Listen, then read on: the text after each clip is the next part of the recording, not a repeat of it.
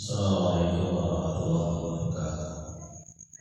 Alhamdulillahilladzi arsala rasulahu bil huda wa dinil haqq liyudhhirahu 'ala dini kullihi walau karihal kafirun.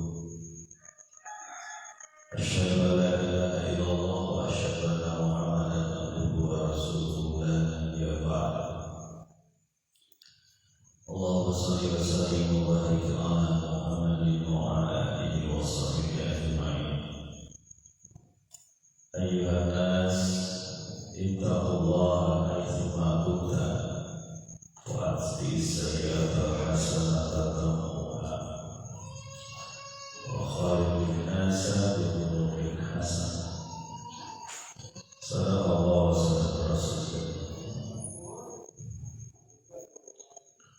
Alhamdulillahirabbil alamin, jama'atan muttaqin astagfirullah. Mari kita lanjutkan lagi masih di surah Fussilat. Kita sudah sampaikan bagaimana Allah memberi ganjaran di dunia orang-orang yang mendustakan dini ini, yaitu salah satunya adalah kaum Ad dan kaum Tsamud.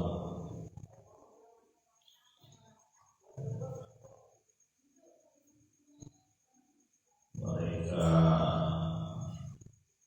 diberi azab berupa angin yang sangat dingin, yang ribut, yang menghancurkan mereka.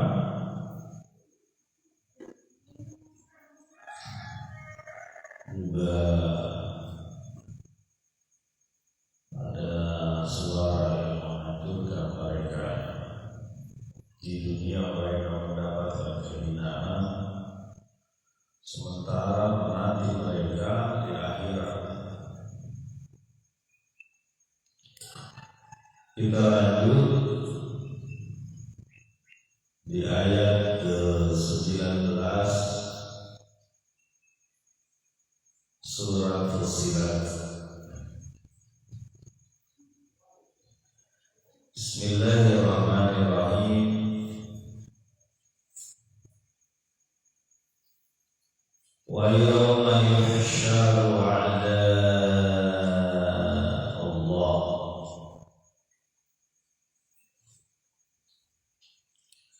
ila an-nari fahum yuza'un. Dan hari di mana dikumpulkan, digiring musuh-musuh Allah menuju neraka, dan mereka dikumpulkan. Sekarang pandangan berubah. Kalau sebelumnya kisah Ad dan Tsamud itu di dunia yang mendapatkan azab yang berat, di antaranya adalah suara yang menggelegar dan angin yang mematikan.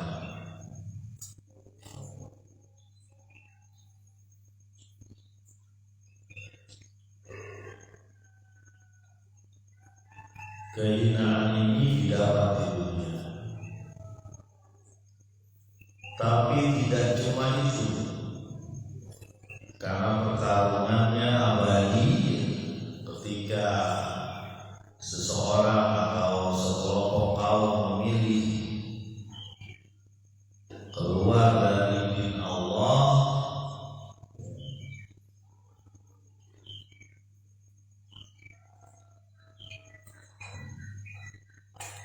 mereka sejatinya memilih pertarungan abadi hingga hari akhir. Di ayat ini dinyatakan bahwa orang-orang ini, orang-orang musuh Allah ini, wa yawma yuhsyaru a'da'ullahi ilan-nar, pada momen, pada saat di mana orang-orang yang musuhi Allah ini digiring ke dalam neraka dan mereka dikumpulkan. tergiring ke dalam neraka.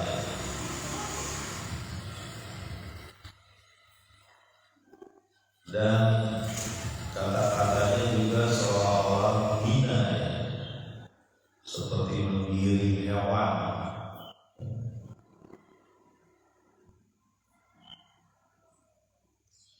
Di sini disebutkan ada Allah, musuh-musuh Allah.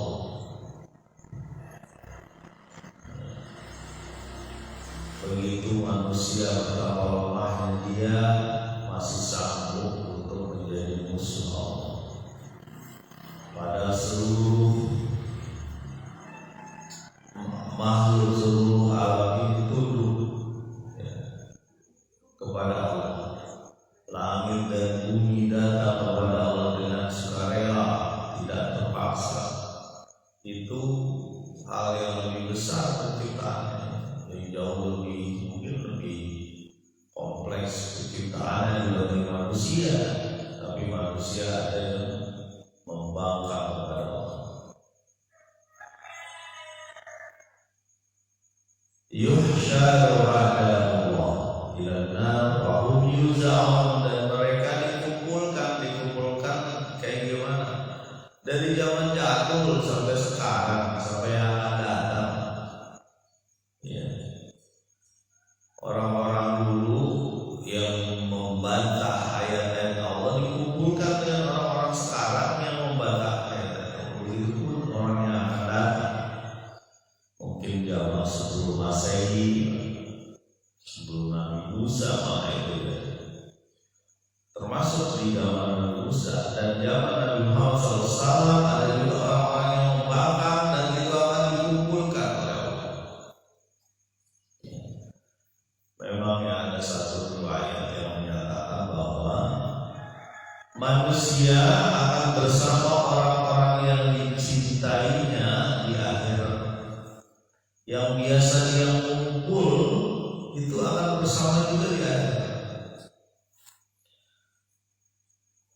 Makanya betul bagi kita, coba cek kita biasa kumpul dengan siapa. Ya. Nanti kita akan bersama-sama dengan mereka. Biasanya manusia begitu, kecenderungannya itu pada yang setipe, yang mirip. Akhirnya bersama-sama. Masalahnya kalau bersama-sama di akhirat dan senang, nggak masalah. Masalahnya di akhirat dan sulit, dapat siksa.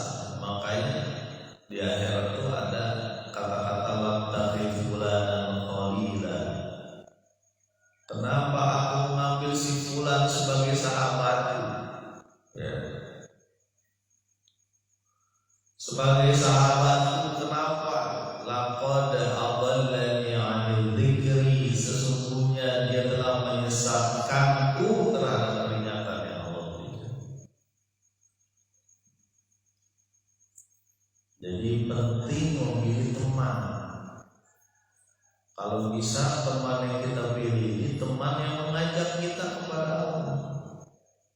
Ketika melihat kehidupannya, kita jadi ingat bahwa ada hari di mana semua harus dipertanggungjawabkan.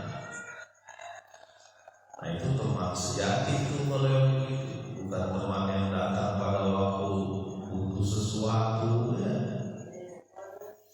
Giliran enggak datang.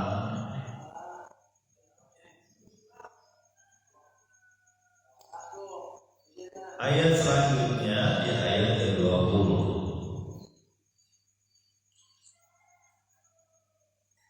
Hatta idza ma ja'uha syahida 'alaihim sam'uhum wa absaruhum wa juluduhum bima kanu ya'malun. Sampai saat ketika mereka telah tiba di neraka, maka bersaksilah terhadap mereka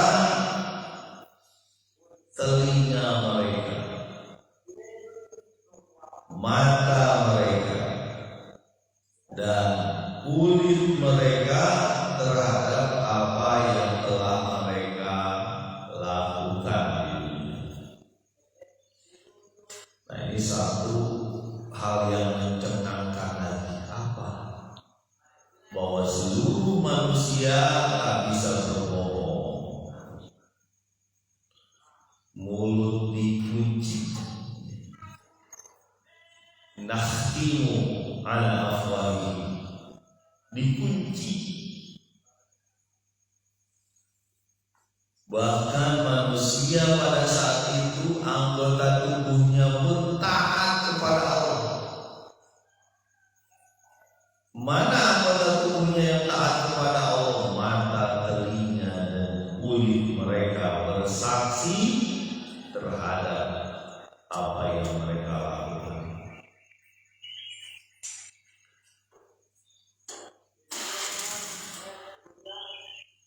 Hal ini mencengangkan. Kenapa? Bagaimana mata bisa bicara? Bagaimana telinga bisa bicara?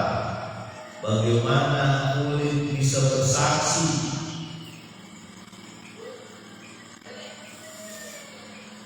Pada saat itu memang ya tidak ada saksinya. Mungkin manusia berusaha menyembunyikan amalan-amalan buruknya,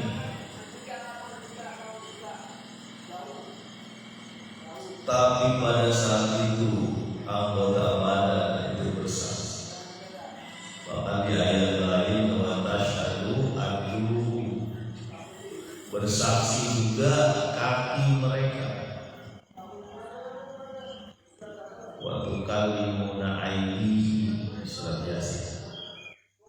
Dan mereka juga tangan pun berkata. Jadi semua ya, yang ada di manusia pada saat itu bersaksi terhadap apa yang mereka lakukan.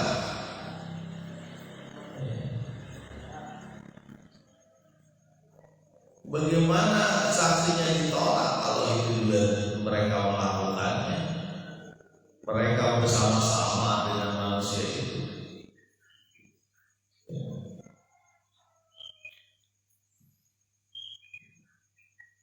Hari di mana manusia tidak punya alasan, tertutup lidah kita, mulut kita yang digunakan untuk mencegah agama Allah atau membangkang terhadap agama Allah, pada saat itu tak ada fungsinya sama sekali. Makanya kata Nabi, jagalah lisanmu, karena lisanmu itu bisa menjerumuskan kamu ke dalam neraka.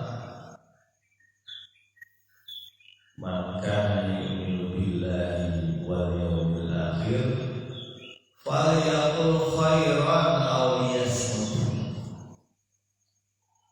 Kalau engkau beriman kepada Allah dan hari akhir, maka ngomonglah yang baik atau diam.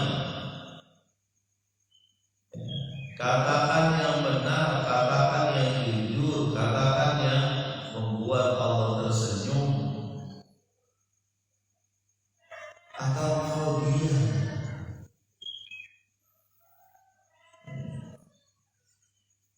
Nah, kalau kata-kata yang disampaikan oleh musuh-musuh Allah ini yang berdiri di neraka ini adalah kata-kata yang menyakitkan pembawa risalah, yaitu para rasul. Apa itu? Yang disebut dukun, itu makahi, syair, itu masak, sahir, sihir, sar, ataupun mereka para nabi rasul itu adalah penyihir. Dan banyak kata-kata yang mereka rancang, ya. Termasuk kata-kata di media, ya, kayak sekarang di media. Kalau dulu ya, ada namanya penyair. Penyair ini yang mengirimkan kata-kata manis ke seluruh penjuru, ya, disampaikan mulut ke mulut, ya, untuk menghancurkan Islam pada saat itu. Ya. Makanya di surat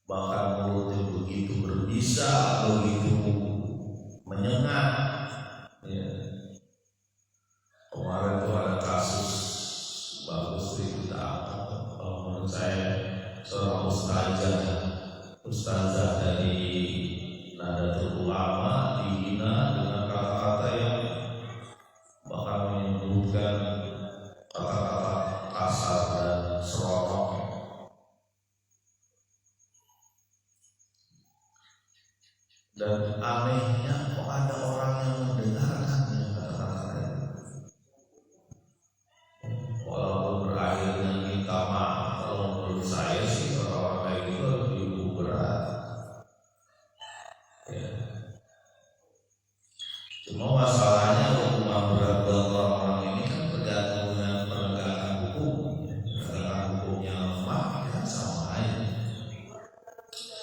Tapi yang saya sampaikan tadi bahwa ada orang-orang yang memainkan, merencanakan, merancang mulutnya untuk menghancurkan agama. Ada, dan itu disebut dengan musuh-musuh Allah.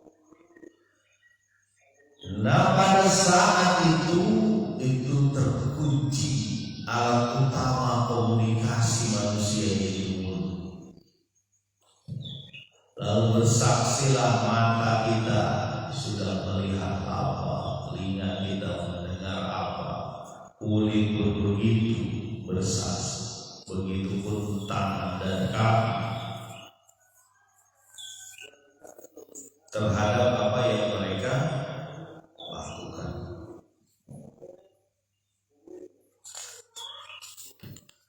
Ayat selanjutnya ayat ke-21.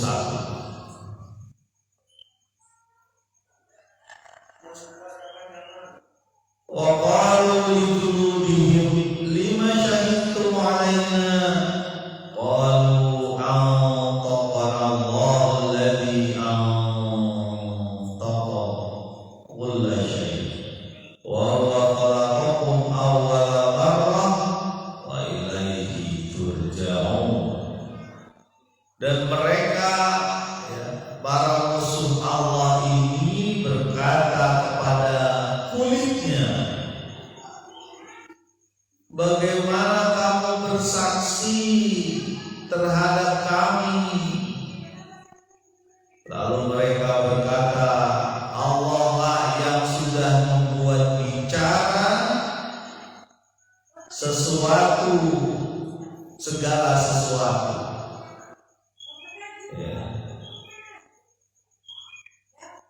Dan dialah Allah yang menciptakan kamu di kali pertama, dan kepadanya lah kamu semua akan kembali. Nah ini wujud kecengangan ataupun kekagetan manusia ketika melihat atau mendengar kulitnya berbicara. Wahai kulitku, kenapa kau bisa bicara? Kenapa kau ngomong? Kenapa kau enggak mendukung aku gitu? Kenapa engkau tidak mendukung aku untuk menyembunyikan dosa-dosa gitu, kenapa engkau tidak sembunyikan urusanku waktu di dunia? Kenapa kamu sampaikan semua? Kenapa engkau bisa berbicara, wahai kulit?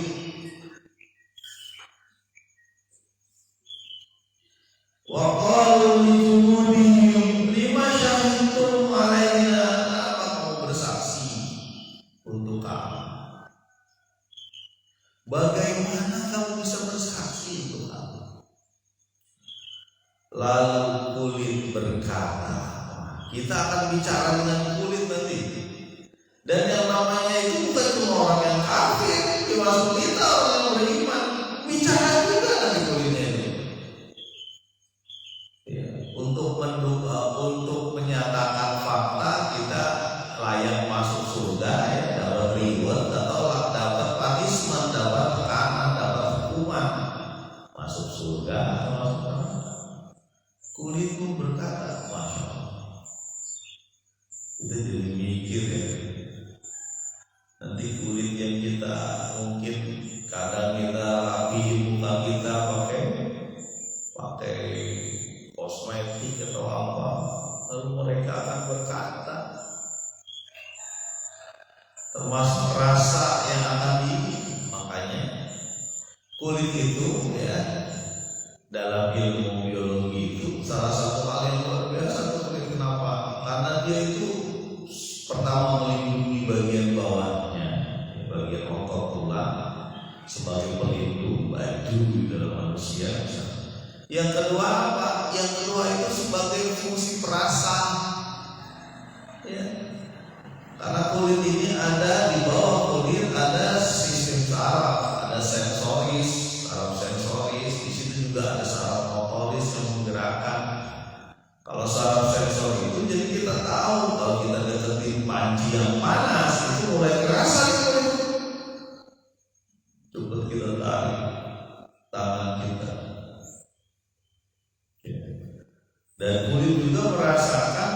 perubahan suhu, ya.